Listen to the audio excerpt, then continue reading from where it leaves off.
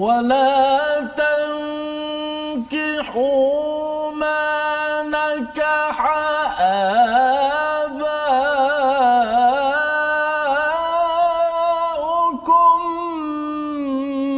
من النساء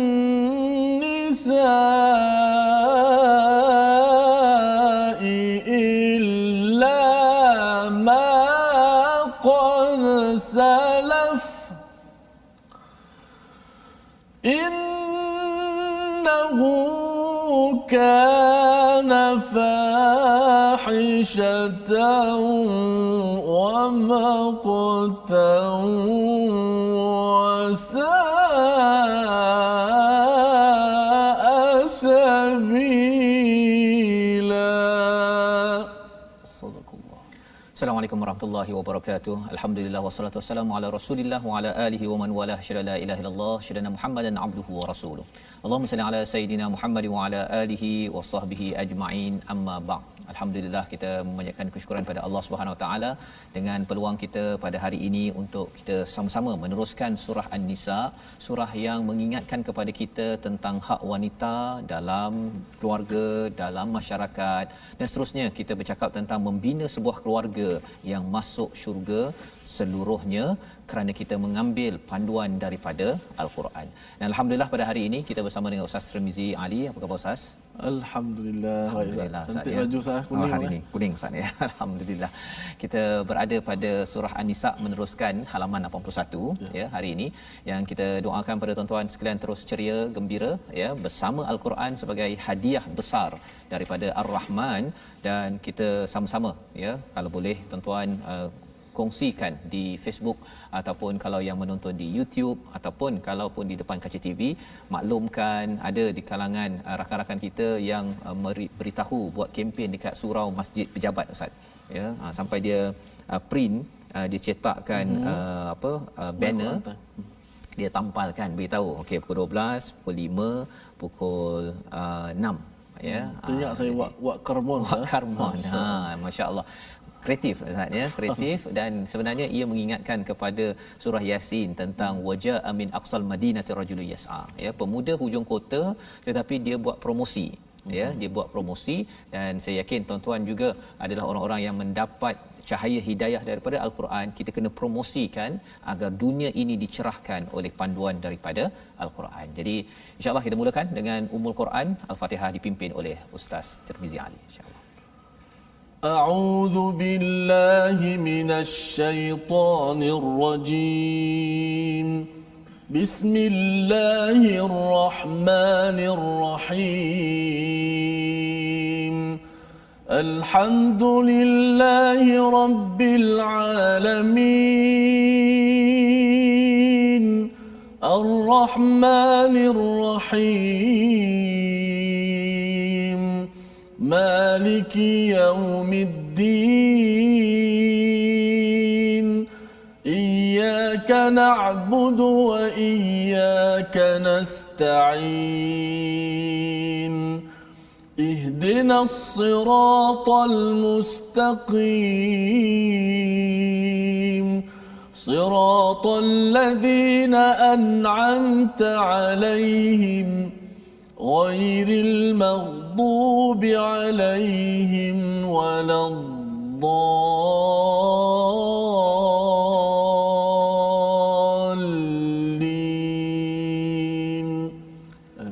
Amin ya rabbal alamin. Itulah bacaan Al-Fatihah untuk kita mengulang dari masa ke semasa, untuk kita mengingatkan ya dalam program My Quran Time, baca faham amal. Dan sebenarnya ini adalah pembelajaran untuk kita mengingatkan, membawanya ke dalam solat. Kerana Quran ini Ustaz ya, dia punya puncaknya itu apabila kita faham dalam program My Quran Time, dalam kelas-kelas yang tuan-tuan hadiri, untuk kita bawakan ke dalam satu aktiviti kita bersama Allah SWT, iaitu solat.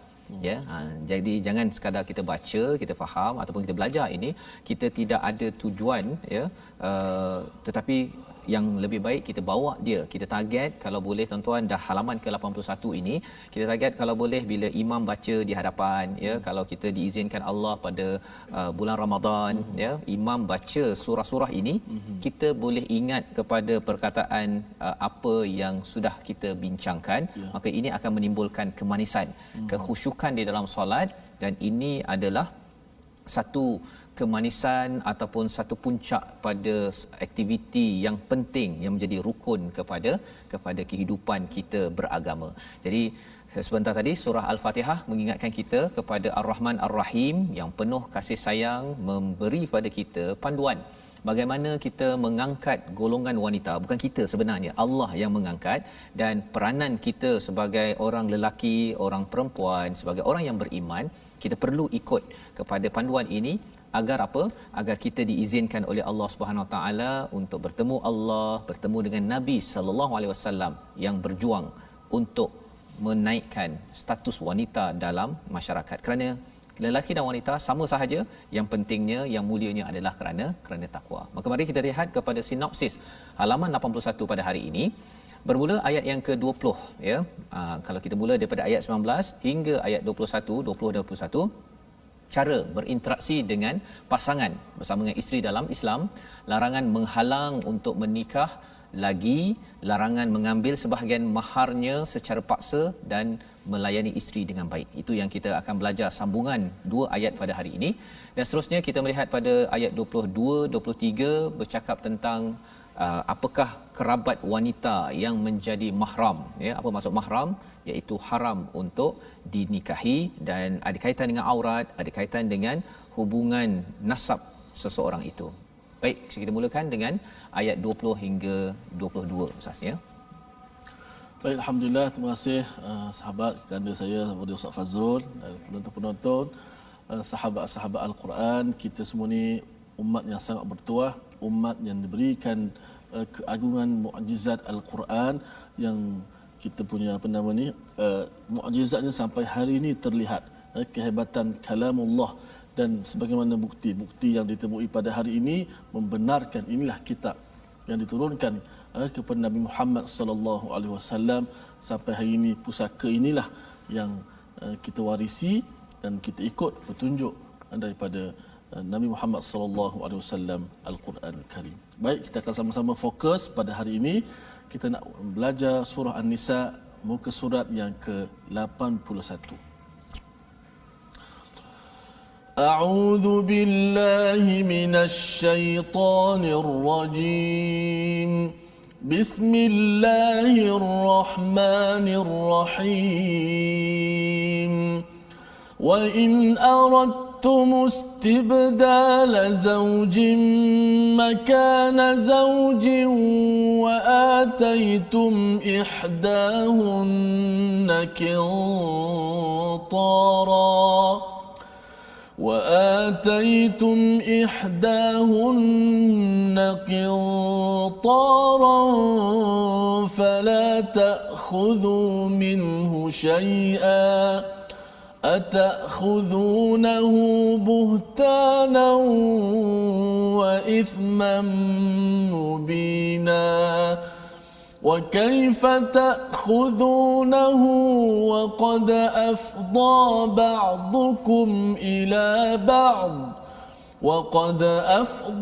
بعضكم إلى بعض وأخذن منكم ميثاقا غليظا ولا تنكحوا ما نكح آباؤكم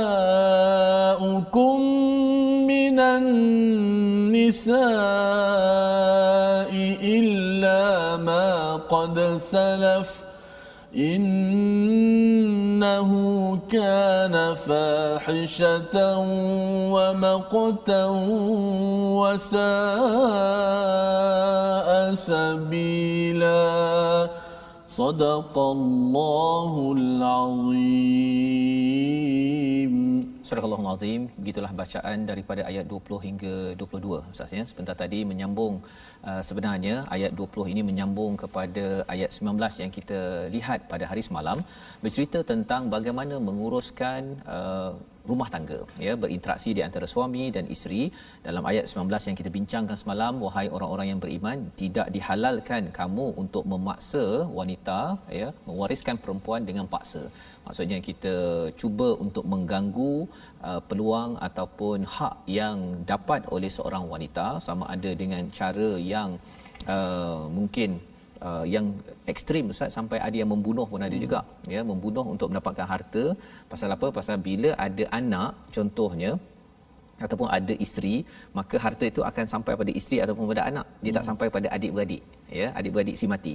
Tapi kalau katakan tak ada isteri, tak ada anak beranak, maka harta itu akan sampai pada adik-beradik. Jadi bila ada orang yang dia nak hak dia, bukan hak dia, dia nak mencuri hak orang lain, maka dia sanggup membuat secara karha selain daripada cara-cara yang tidak beretika, mengambil harta yang dipunyai oleh si wanita, si isteri ataupun adik, kakak, menurut faraid. Dia dah dapat, tetapi si suami dia ataupun adik-beradik nak mengaut lebih lagi daripada apa yang telah diperuntukkan. Maka Allah mengingatkan dua perkara, iaitu faraid itu diperjuangkan oleh Allah SWT, dan yang keduanya ialah mahar jangan ditarik balik, kecuali kalau katakan berpisah itu kerana bifahishatin mubayyinah ya. Tetapi kalau berpisah seseorang itu, mahar perlu terus diberikan, ada syarat-syaratnya yang kita akan belajar lebih detail, lebih terperinci. Dan psikologi bagaimana menguruskan wa'ashiruhunna bil ma'ruf, perlulah berbahagia, bergaul dengan wanita, dengan pasangan, dengan isteri dengan cara yang baik. Wa'ashiruhunna itu ya, kita merujuk pada ayat semalam ini, adalah daripada perkataan asyara, berkaitan dengan kita membanyakkan ahli keluarga Ustaz ya. Bahagia dan membanyakkan ahli keluarga itu adalah seruan daripada Allah Subhanahu Wa Taala. Dan jika ada perkara yang kita benci, fa in karihtumuhun ya, maka kita perlu uruskan dengan mengingat kepada khairan, kebaikan-kebaikan yang Allah telah ciptakan dalam hubungan itu ya. Bukan sekadar kita mengingat apa yang dia buat. Dia kadang-kadang bila mengingat orang lain buat, pasangan Ustaz ya, dia kadang-kadang orang tu dah buat baik dah pun, dulu katakan dia bagi bunga ros contohnya kan, tetapi kalau nak cari sisi buruk dia, kita kata bunga ros satu kelopak aja, dia kata kan, sepatutnya bagilah 2-3 asyik satu-satu kan. Belum lagi dia mengungkit, dulu dia suka kan, katakan dapatlah langsir contohnya, dah bagi langsir, tapi bila dia ungkit balik, dia kata alah langsir, belilah langsir macam kat hotel ini, langsir murah, RM2 seela contohnya lah kan. Kerana apa? Kerana bila seseorang itu sudah bermusuh, adapun ada pertelingkahan, yang baik boleh jadi buruk. Tetapi kita kena ingat bahawa Allah cakap dalam ayat 19, wa yaj'alallahu fihi khairan katsira. Kita bukan hanya ambil kebaikan itu daripada pasangan kita, tetapi apa yang telah diciptakan, telah dijadikan oleh Allah SWT. Jadi itu ayat 19. Dan ayat yang ke-20, jika kamu menggantikan isterimu, maksudnya kalau katakan berpisah ya, dan berkahwin dengan perempuan lain, sedangkan kamu telah memberikan kepada seorang di antara mereka harta yang banyak, qintara ya, maka janganlah kamu mengambil kembali sedikit pun daripadanya. Adakah kamu akan mengambilnya kembali dengan jalan tuduhan yang dusta dan dengan menanggung dosa yang nyata? Baik, apa maksud di sini? Bila katakan seseorang itu mungkin ada masalah, dia pun berkahwin, dia berpisah dan berkahwin dengan orang lain ya, dengan perempuan lain, maka pada waktu itu Allah mengingatkan kepada lelaki-lelaki ya, bagi suami ataupun bekas suami, jangan kamu mengambil sedikit pun daripada apa yang telah diberikan. Satu mahar tetapi apa saja hadiah yang telah diberikan, qintara, maksudnya ialah harta yang banyak, kalau telah diberikan jangan tarik balik Ustaz. Jangan tarik balik. Kalau dah bagi hadiah, bagi kereta contohnya, jangan tarik balik. Ya, pasal apa?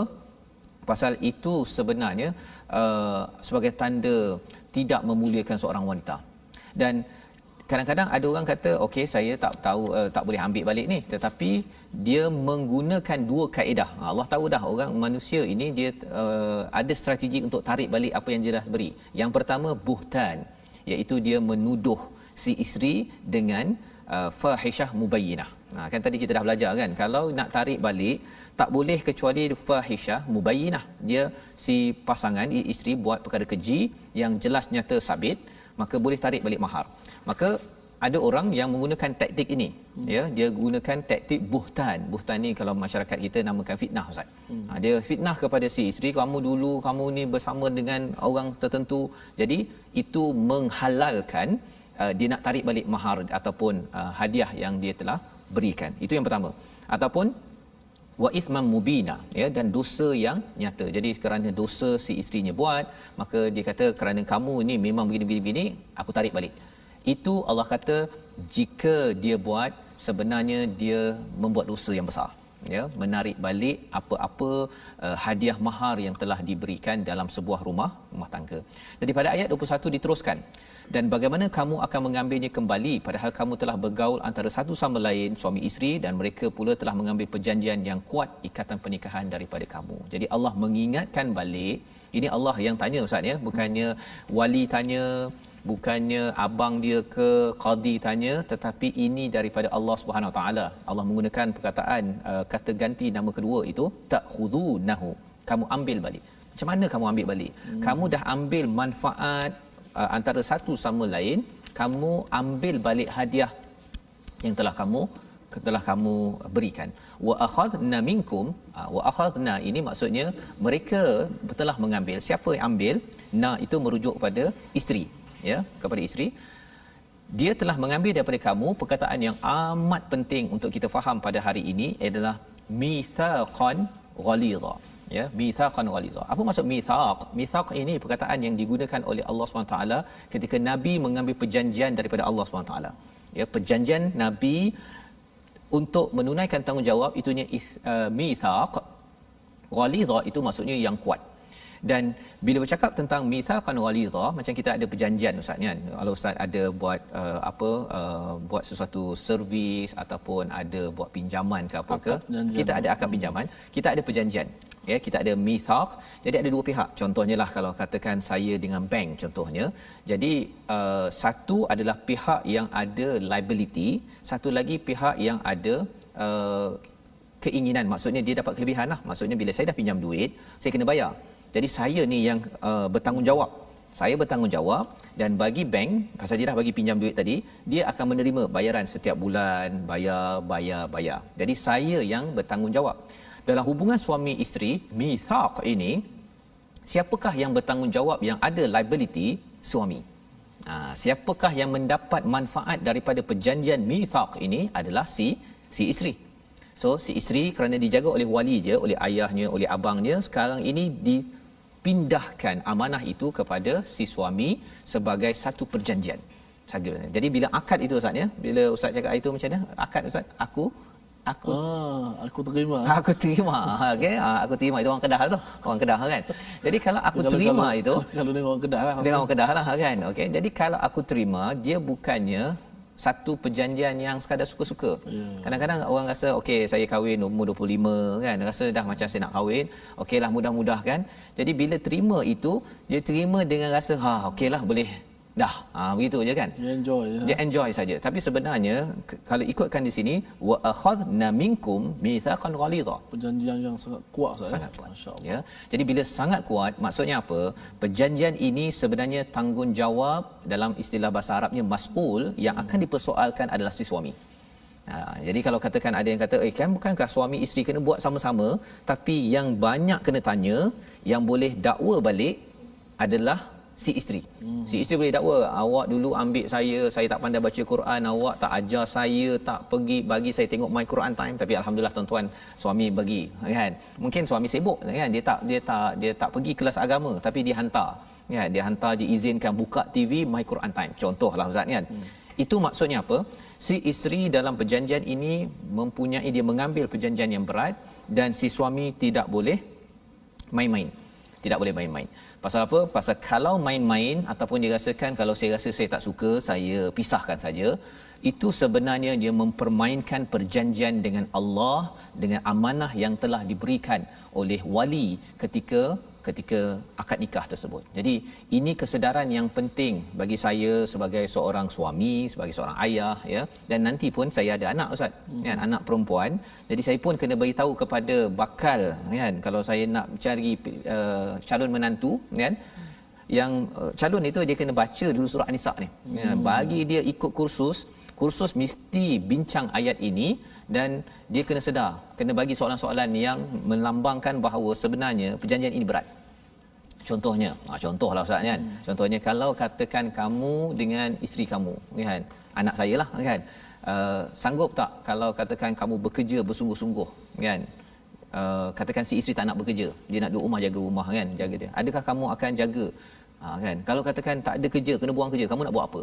Soalan-soalan itu bagi seorang ayah, bakal bapa mertua ni kena tanya betul-betul. Pasal apa? Kalau tidak, orang nak kahwin, dia rasa dia nak kahwin je. Tapi yang bab susah, yang kalau katakan kamu bergaduh nanti, kan, kalau kamu bergaduh, ya, si anak saya ni dia pun gaduh juga dalam rumah. Kalau dia bergaduh dengan kamu, macam mana kamu nak buat apa dengan anak pak cik? Contohnya Ustaz, kan. Ini adalah tips penting bagi ayah-ayah yang ada anak perempuan untuk melepaskan amanah mitsaqan ghalidha, ya.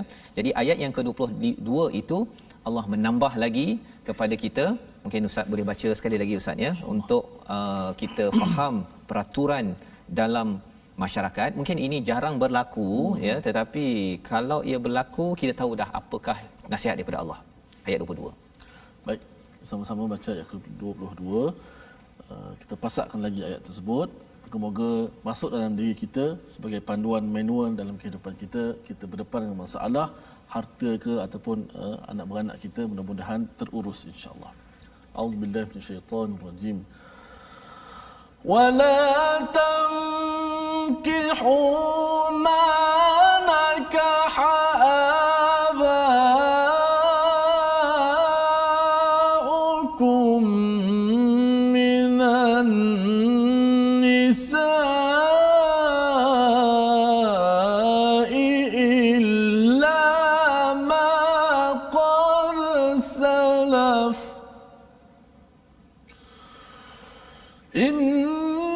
إنه كان فاحشة ومقتا وساء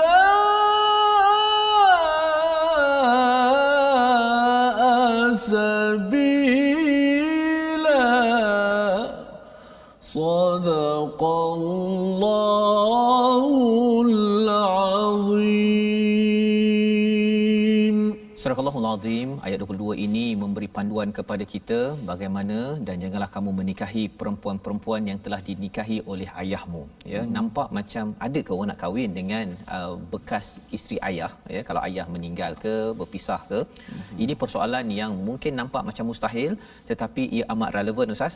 Kita mungkin akan bincangkan lebih panjang lagi pada sesi kedua selepas rehat. Tapi kita nak lihat dahulu perkataan kita pada sesi ini. Apakah perkataannya?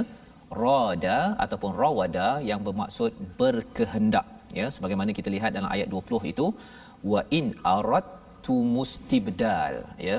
Menarik Ustaz cara tulisan itu, cara bacanya itu. Mungkin Ustaz boleh kongsi nanti lepas rehat nantilah, ya. Sekarang ni kita nak tengok dulu maksudnya rawada itu ataupun rada itu maksudnya berkehendak.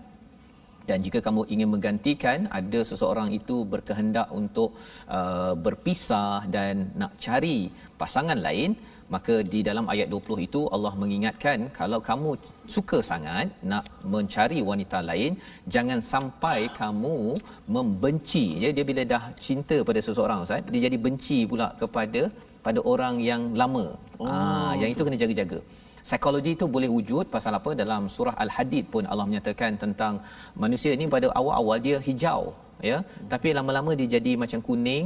Bukan kuning ni, dia kuning macam daun tu kuning, kan, oren sikit. Kemudian dia jadi merah ataupun hancur. Apabila ia diikuti ataupun kalau kita mengikut hanya semangat dunia nafsu semata-mata. Tetapi kalau katakan kita ikut panduan daripada Allah SWT dalam ayat ini, walaupun mungkin perasaan berubah, tetapi jangan ubah dari segi hadiah-hadiah yang telah diberikan, ya. Suka orang lain, jangan sampai membenci orang-orang yang pernah bersama dengan kita dalam kehidupan. Jadi kita berhenti sebentar, My Quran Time, baca, faham, amal, insya-Allah.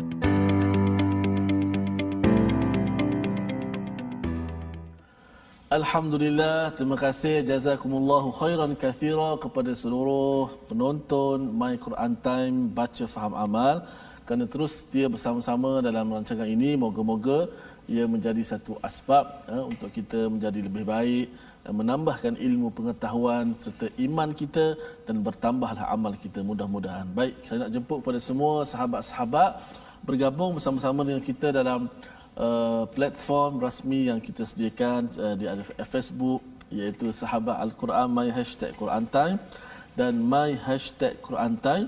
Sesungguhnya boleh tonton di YouTube, iaitu My #Quran Time Official, dan Instagram My Quran Time Official. Baik, hari ini saya nak menggunakan ada gambar gigi, ada gambar mulut untuk kita belajar sedikit ilmu tajwid pada hari ini. Rangkuman daripada 29 huruf yang telah kita belajar. Kita nak sebut hari ini ringkasan huruf-huruf yang berada di bahagian lidah ataupun makhraj al-lisan, iaitu kalau kita lihat ada berapa tu huruf yang berada di bahagian lidah. Bermula dengan pangkal lidah. Pangkal lidah ada qaf dan kaf. Okey, permulaan lidah. Kemudian tengah lidah ada jim, shin dan ya tengah lidah. Kemudian tepi lidah ada huruf dad. Kemudian hujung lidah. Hujung lidah ni cabangnya sangat banyak. Ada yang pertama hujung lidah, kita ambil daripada atas, hujung lidah meletak ke bahagian gusi hadapan, bertentangan dengan gusi hadapan, ada huruf lam. Bawah sedikit ada huruf nun. Bawah sedikit ada huruf ra. Kemudian ada hujung lidah diletakkan di pangkal gigi atas. Belakang pangkal gigi ataupun gusi pengikat gigi. Ada huruf ta, ada huruf da dan ada huruf ta. Hujung lidah juga, kemudian bahagian seterusnya hujung lidah tetapi diletakkan di bawah gigi atas. Mana keluar sedikit hujung lidah tu, iaitulah huruf tha, huruf za dan huruf dha. Saya lupa pula nak guna. Okey. Pertama tadi hujung lidah berada di gusi hadapan, di bahagian atas, huruf lam, huruf nun dan huruf ra. Okey, kemudian hujung lidah berada di bawah gigi hadapan. Mana gigi kacip kita berada di atas hujung lidah. Begitu. Ada huruf tha, ada huruf za, ada huruf dha. Jangan banyak sangat keluar macam ni. Tha, za, jadi pelak pula. Sikit je keluar. Ada setengah tu ustaz suruh keluar, dia keluar sungguh lidah. Sikit saja, hujung saja. Baru dia fasih. Kemudian hujung lidah juga tapi berada di bahagian belakang gigi bawah ni. Belakang gigi bawah ni. Kita boleh rapatkan kedua-dua gigi kita dulu dalam keadaan menyebut. Kemudian hujung lidah ini, hujung lidah diletakkan di bahagian belakang gigi bawah. So bila kita sebut, keluarlah daripadanya huruf sin, sa, kemudian za, kemudian sa. 3 huruf kat situ. Maka ada berapa semua ada huruf yang berada di bahagian lidah saja. Ada pangkal lidah, ada tepi lidah, ada tengah lidah dan hujung lidah. Macam-macam cabang dia. Hujung lidah ke gusi hadapan, hujung lidah ke belakang pangkal gigi atas, ta, da, ta. Kemudian hujung lidah di bawah gigi hadapan, tha, za, za. Dan akhir sekali hujung lidah, hujung lidah dia mana? Di belakang gigi bawah. huruf sin, zai dan sad. Sampai tercabut saya cabut lidah ya. Ini sah. Masya-Allah. Okey, saya nak tanya sikitlah sebelum saya nak serah kepada Ustaz Fazrul. So, berapakah jumlah huruf yang berada di makhraj lidah? Cuba kira. Ustaz Fazrul nak bagi hadiah Kalau siapa yang jawab tepat hadiahnya apa Ustaz? Nanti kita bincanglah Ustaz ya. Okey, nanti bincang.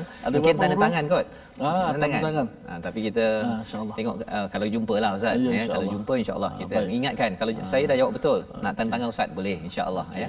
So huruf yang berada di bahagian makhraj al-lisan ada 18 huruf. 18 huruf. Banyak Ustaz ni.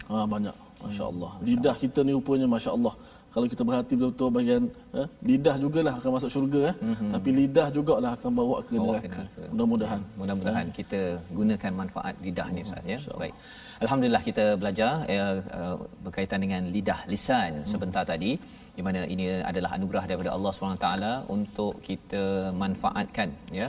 Ada syafatain ya, yang sekarang ini kita bercakap tentang lidah dahulu, di mana kita jaga betul-betul, kita makan makanan yang halal, kita pun membaca, bercakap perkara yang baik Ustaz ya, yang halal. Moga-moga lidah ini juga insya-Allah harapnya nanti merasai makanan yang tidak pernah dirasai ya. Kalau bercakap tentang sebelum ni Ustaz kita bercakap tentang durian lah, mangga ya, semua itu dah sedap lah tu. Kalau di syurga ni tak pernah dibayangkan, tak pernah nampak di mata, telinga dan hati tu tak pernah merasai perkara itu. Itu nikmat bagi kita yang menggunakan lidah untuk kebaikan. Baik. Jadi kita menyambung kepada ayat 22. Mungkin satu tadi Ustaz bercakap tentang cara ayat 20 tu macam mana nak bacanya tu. Wa in aradtumul istibdal. Apa hukum ni kat situ sikitlah ya. Kita sebut aradtum wa in aradtum. Tak ada pun huruf dal kat situ, tak bunyi pun dari sudut sebutan huruf dal, tapi dekat tulisan ada huruf dal. Okey, kaedah bacaan apabila huruf dal mati bertemu dengan ta, maka dal itu kena idghamkan ke dalam huruf ta. Secara total suara masuk semua dalam ta. Hanya tinggal pada tulisan sahaja. Tak boleh padam. Kalau padam makna apa pula kan? So bacaannya aradtum. Daripada ra terus masuk ta. Kerana dal itu diidghamkan ke dalam ta. Kalau dalam ilmu tajwid dipanggil idgham mutajanisain. Sebab huruf da dengan ta ni sama jenis, iaitu hujung lidah berada di pangkal gigi atas. Pangkal gigi. Dia sama jenis. Sebab tu bila jumpa satu mati satu hidup, maka huruf dal itu kena masuk dalam ta bacaan. So, maksudnya ada kaitan dengan makhraj yang kita belajarlah. Betul? Kan? Maksudnya bila tempat keluarnya sama, yang hidup yang mati itu, maka yang hidup itu dihidupkan. Betul Sahih. Betul lah tu. Alhamdulillah saya dah faham tu ya. Dan harapnya tuan-tuan juga faham bagaimana cara membacanya ya. Saya tanya itu pasal halaman ini mungkin kalau topik kita bercakap pasal lidah 18 huruf tadi kan. Tapi kita halaman ini kena baca betul, habis tajwid ke tak habis, bacaan kena betul. Jadi caranya wa in arad ya, terus masuk pada ta tumul istibdal ya. Baik. Jadi kita teruskan dengan membincangkan, melihat pada cahaya daripada halaman 22 tadi. Sebelum rehat kita bincang tentang wala tankihu, janganlah kamu menikahi perempuan yang telah dinikahi oleh ayahmu. Istilah yang digunakan di sini adalah manakaha ya, apa yang telah dikahwini oleh ayahmu minan nisa illa ma qad salaf ya, kecuali apa yang telah lepaslah daripada ayat ini. Jadi macam kita sekarang ini dah tahu ayat ini, kita kena ambil perhatian. Poin ni bukan pasal apa, mungkin ada kata alah saya dah kenal mak saya, kalau ayah saya dah meninggal ke pergi ke dah tahu dah mak. Itu kalau kenal mak.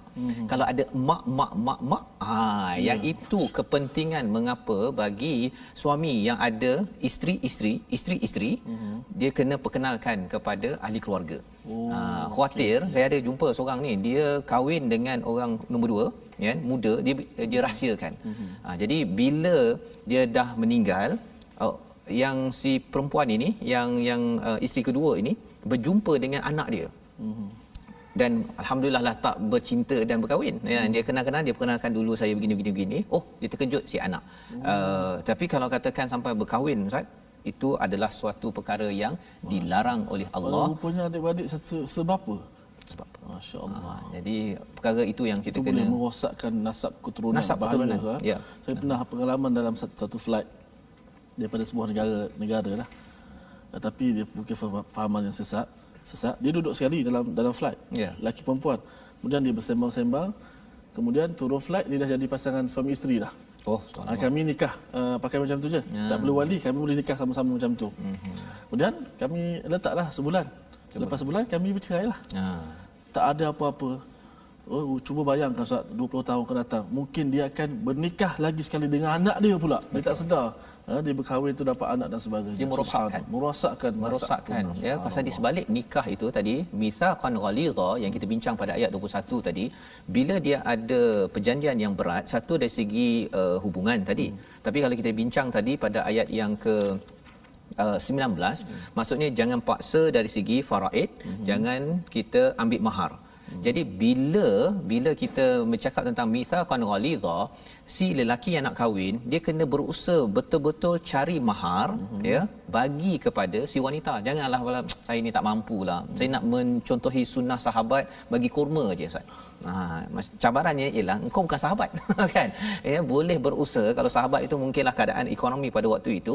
Pada waktu ini ialah cuba cari sebaik kan. Dan bagi bapa mertua pun, bakal bapa mertua kena latih kepada si anak yang nak jadi menantu itu, ini nak ambil anak orang kan, bertanggungjawab sikitlah kan. Kena kuat sikit semangat. Tidak cakap tak masalah pak cik, pengangguran pak cik, takkan pak cik tak tahu, tapi saya dah cinta contohnya kan. Orang begini dia kena basuh dulu dengan surah An-Nisa ya, lepas tu dia dah faham, dia dah rasa tanggungjawab, baru dia ambil mitsaqan ghalidha. Selain daripada harta faraid tadi tu, maksudnya bila bercakap tentang perjanjian ini, jadi Ustaz cakaplah, bila dia duduk dalam flight dah bernikah ya, itu adalah mitsaqan ghalidha, bukan suka-suka. Jadi kesannya ialah apa? Dia ada kaitan dengan faraid. Katakanlah orang yang lelaki ni kaya, sepatutnya kalau dia bernikah dia dah layak untuk mendapat faraid. Tapi kalau dia tidak ambil mitsaqan ghalidha, jadi tak apalah, sebulan lepas tu kita berpisah, no harta faraid. Tidak ada tanggungjawab, dan itu amat merosakkan lagi. Bila Ustaz cakap tadi, jumpa 15 tahun daripada hari itu, rupanya anak dia pula berkahwin dengan mak dia ke, jadi dia akan bersilang-silang. Jadi ini yang disampaikan dalam ayat ini, innahu kana fahishatan wa maqtan wa sa'a sabila. Sesungguhnya perbuatan itu sangat keji, dibenci oleh Allah, dan seburuk-buruk jalan. Bila dibenci oleh Allah itu maksudnya apa? Itu ada kaitan dengan sesuatu yang memang manusia pun bencilah kan. Dia merosakkan wasa'a sabila, jalan itu adalah jalan yang amat buruk sangat. Pasal apa? Nanti bila jumpa balik kan, dia dah berkahwin, tahu pula rupa-rupanya tengok gambar ayah pula. Selesai Ustaz.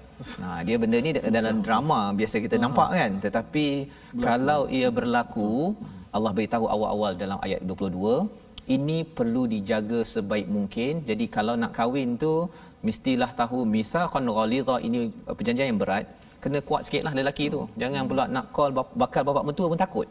Kan, pak cik, saya katakan si perempuan tu, jumpalah ayah saya kan. Saya segan. Nak kahwin anak orang tapi segan kan, ini tak payah kan. Ini lebih sikit Ustaz. Pasal apa? Pasal ini ada berlaku pelajar IPT yang dia dah selalu berjumpa, tak nak jumpa dengan bakal bapak mertua. Dia kalau betul macho kan, faham ayat 21 ni, jumpa bakal bapak mertua, cakap elok-elok, pak cik, saya sebenarnya kan duit ada ini pak cik, tapi saya akan berusaha kan. Mungkin pak cik tu pun kata tak apa, saya akan coach awak, lulus nanti baru kahwin anak saya, boleh kan. Jadi ini perkara yang kita belajar daripada ayat 22. Jadi kita nak baca ayat 23 Ustaz. Panjang ni. Ya. Mari Ustaz. Baik, kita terus baca ayat yang ke-23, satu ayat tapi panjang, lebih kurang separuh muka insya-Allah.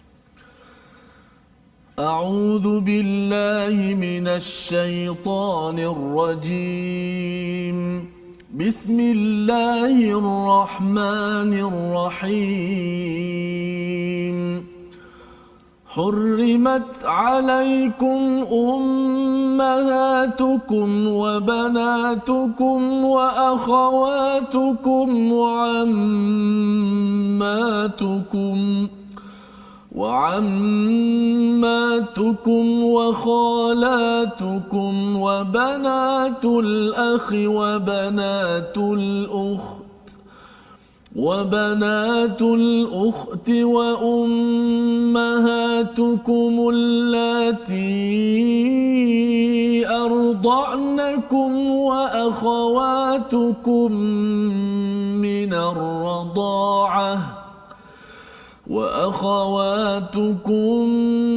الرضاعة وأمهات نسائكم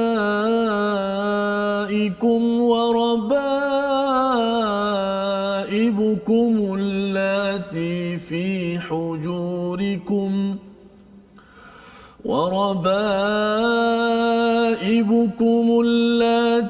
في حجوركم من نسائكم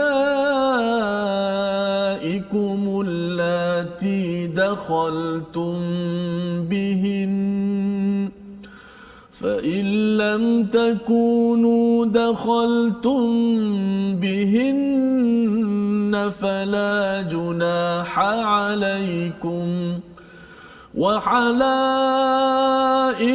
أبنائكم الذين من أصلابكم وأن تجمعوا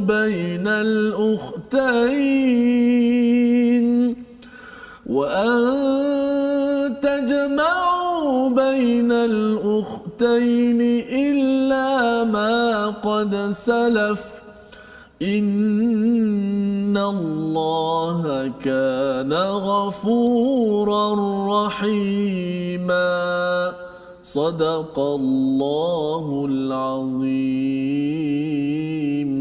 Surah Al-Allahul Azim ayat 23, ayat yang panjang ini adalah satu panduan yang penting yang perlu dikaji, dan sebagaimana yang dicadangkan, disarankan sebenarnya bagi ayah-ayah, bagi ibu-ibu, surah An-Nisa ini penting diajarkan kepada bukan sekadar kepada anak perempuan tetapi pada anak lelaki dalam menguruskan sebuah rumah tangga pada masa akan datang kalau belum berkahwin, dan kalau sudah pun berumah tangga perlu disemak dari masa ke semasa. Maka dalam ayat ini hurrimat alaikum, diharamkan ke atas kamu menikah ibu-ibumu. Jadi ini maksudnya dia punya orang yang membaca ni ustaz adalah lelaki lah, ya. Kita ambil konteks itu. Dan siapa lagi yang diharamkan? Wa banatukum, iaitu anak-anakmu perempuan, saudara-saudaramu perempuan, saudara ayahmu yang perempuan, saudara ibumu yang perempuan, dan senarai itu sampailah ke bawah itu, ya. Banyak di dalam ini. Yang saya nak beri pencerahan, ya, bersama kita kongsikan di sini apa yang kita boleh belajar ialah sebenarnya kita perlu kenal kepada siapa emak, mestilah kenal ustaz ni kan, okey, ataupun pada anak, tetapi wa khalatukum, saudara-saudara perempuan ibu kamu, maksudnya ialah makcik, kan, makcik, dan juga anak-anak perempuan daripada saudara lelaki, anak-anak perempuan daripada ibumu. Jadi maksudnya sepupu, bagi apa istilahnya, orang-orang saudara-saudara ni perlu diperkenalkan. Dan bila kita kenal dengan jelas, ya, yang dekat dengan yang jauh ini, maka kita jelas bahawa kita tidak boleh berkahwin bersama dengan orang-orang yang dijelaskan dalam ini. Termasuklah kalau di dalam ini wa ummahatukumul lati arda'nakum, ibu susuan. Ibu susuan Ustaz, ya. Pasal ibu susuan ini kalau katakan dia dah menyusu beberapa kali, dah kenyang, maka dia jadi ibu susuan, haram bernikah, dan juga adik-beradik itu menjadi adik-beradik susuan, ya. Istilahnya wa akhawatukum minar radha'ah, adik perempuan ataupun anak makcik tadi itu dia menjadi adik-beradik susuan, dan tidak boleh bernikah walaupun bercinta, berminat ustaz, ya. Tetapi kena sedar bahawa walaupun dia bukan daripada adik kandung, ia diharamkan untuk bernikah. Dan itu sebabnya bila si ibu, si ayah menyerahkan seseorang kepada anak, kepada ibu susuan, dia kena daftar, kena beritahu, kenalkan kepada ibu susuan tersebut, kena berkenalan, dan pastikan kalau sekarang ni di Jabatan Agama mereka kena daftar ustaz. Pasal apa? Pasal nanti mungkinlah dia terlupa ke, waktu kecil-kecil mungkin ingat, dah lama tak jumpa, akhirnya dia terlupa, berminat jumpa dekat program My Quran Time pula tu, kan. Rupa-rupanya berminat dan nak berkahwin, kan. Tapi rupa-rupanya anak susuan itu tidak dibenarkan, ya. Jadi semua perkara ini perlu diselidik betul-betul. Dan kemudian bercakap tentang nisaikumul lati dakhaltum bihinna, ya, bercakap tentang ibu susu, anak ibu tiri, ya, dengan anak tiri. Semua perkara ini adalah insan-insan yang perlu kita kenal dari segi hubungan, ya, yang tuan-tuan kena senaraikan, kena lihat dan perkenalkan kepada ahli keluarga. Jadi perkara ini Allah bawakan pasal apa? Di hujung itu Allah nyatakan innallaha kana ghafurar rahima, ya, sesungguhnya Allah ini Maha Pengampun, Maha Penyayang, kerana kita mungkin tersilap. Kita mungkin tersilap, tetapi kesilapan yang lebih besar ialah bila kita tak memperkenalkan saudara-saudara silaturahim ini di dalam kehidupan. Jadi peranan ayah, peranan ibu, hari raya ke tak hari raya, kita kena bawa anak keluarga kita berjumpa dengan sanak saudara orang-orang penting yang disenaraikan pada ayat 23, kerana itu akan memastikan kita mendapat keampunan dan mendapat kasih sayang daripada Allah kerana kita mencantumkan ataupun merapatkan silaturahim. Dan lebih daripada itu, ayat ini menceritakan kepada kita, Ustaz, ya, yang betul. Haram ni semua ni ada kaitan sebahagiannya, bukan semua, sebahagiannya ada kaitan dengan faraid. Betul. Ya, harta pusaka lepas katakan salah seorang meninggal, ya, dan ada kaitan dengan bila bercakap faraid ada kaitan dengan anak yatim. Pasal contohlah, ya, kita tak kenal kepada kepada pak cik contohnya. Tak kenal pak cik. Contohnya pak cik tu duduk kat London, dia duduk kat kampung dulu, dia tak pernah jumpa. Sekali katakan dapat harta pusaka contohnya, tapi pasal tak diserahkan ataupun tak ingat pun ada pak cik tersebut yang patut mendapat, harta itu sampai kepada si anak si mati terlebih satu bahagian. Padahal si pak cik tu ada pula anak dia yang menjadi anak yatim piatu ke apa sebagainya, maka itu dia akan berselirat dalam pembahagian harta pusaka, menyebabkan makan harta anak yatim. Jadi inilah panduan yang Allah berikan kepada kita. Nak ceritanya perkara ini perlukan betul-betul diperhatikan masa hidup, dan apabila kita meninggal pun nanti lebih lagi. Pasal apa? Pasal orang bergaduh, dan bergaduh tu satu hal. Bergaduh tu kalau dia dah dia dah ikhlas, tak ada masalah. Cabarannya bila dia termakan harta anak yatim. Ya, ini yang kita perlu sedar, dan surah An-Nisa ini amat menjaga tentang hubungan sesama manusia, membawa kita pada resolusi pada hari ini, iaitu pada ayat yang ke-20, uruskan konflik dalam rumah tangga dengan takwa, ya. Macam mana takwa? Jangan ambil balik hadiah yang telah diberikan. Itu tanda seseorang itu amat bertakwa dan tidak membuat-buat fitnah kepada pasangan yang dia mungkin ada konflik, tetapi dia berpisah dengan cara yang baik. Itu yang pertama. Yang kedua, sedar, ya, resolusi kita sedar dan pelihara perjanjian yang berat dalam rumah tangga, terutama bagi para suami, para isteri, sedar bila dia berinteraksi itu, bila mula aku Ustaz, aku terima, itu sebenarnya adalah satu perjanjian besar, sebagaimana Nabi juga berjanji dengan Allah. Allah menggunakan perkataan mitsaq di dalam Al-Quran. Dan yang ketiga, fahami siapakah yang haram dinikahi, kerana ia ada kaitan dengan pewarisan harta. Kita tidak mahu terlibat makan harta anak yatim tanpa kita sedari. Membawa kita kepada doa kita pada hari ini, Allah pelihara keluarga dan masyarakat kita. Sila Ustaz. Baik, terima kasih Ustaz Fazrul. Saya nak baca doa yang pernah didoakan Nabi sallallahu alaihi wasallam kepada Anas bin Malik apabila mak dia Ummu Sulaim hantar Anas ni khadam Rasulullah, tolong doa Rasulullah. Rasulullah doalah, Allahumma akthir malahu wa waladahu wa barik lahu fima a'taitahu atau kama qala. Ya Allah, perbanyakkanlah harta dia, perbanyakkanlah anak-anaknya, tapi di hujung tu mahal. Dan berkatilah apa-apa yang kau berikan kepadanya. Sebab kalau sekadar minta anak ramai, harta banyak, isteri banyak, tapi belum tentu berkat. Betul. Kadang-kadang ramai yang nak anak, dah dapat anak 10 anak, nyusahkan mereka. Ramai betul anak aku, buat susah lah. Seorang-seorang bergaduh sana, seorang bergaduh sini. Kan? Harta begitu juga. Sebab tu jangan sangka harta itu bila dapat terus dapat kebaikan. Tak. Boleh jadi ia fitnah kepada kita bila kita gagal. Kita minta harta, minta anak, jangan lupa minta, ya Allah, kau berkatilah pemberian kau kepada kami, ya Allah. Amin, amin. Ya, sama-sama kita doa. A'udzubillahi minasyaitonirrajim. Bismillahirrahmanirrahim.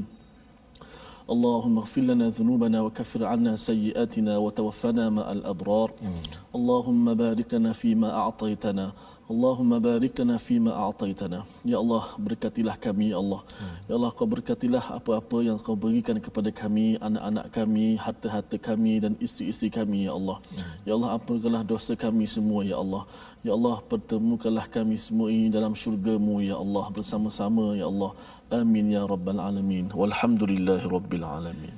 Amin ya rabbal alamin. Moga Allah berkati kepada ahli keluarga kita pada harta yang kita peroleh, dan salah satu untuk kita menyebarkan kesedaran ini tuan-tuan sekalian dalam masyarakat, dalam keluarga kita, platform Wakaf untuk Ummah, untuk sama-sama tuan-tuan menyumbang. Harapnya dengan sumbangan ini menambahkan lagi ya, membesarkan lagi, menyuburkan lagi harta yang ada dengan penuh keberkatan. Tuan-tuan boleh menyumbang dalam nombor yang tertera, dan moga-moga Allah terima segala amal yang kita laksanakan. Kita bertemu lagi pada jam 5 petang, pada jam 10 malam dan 6 pagi.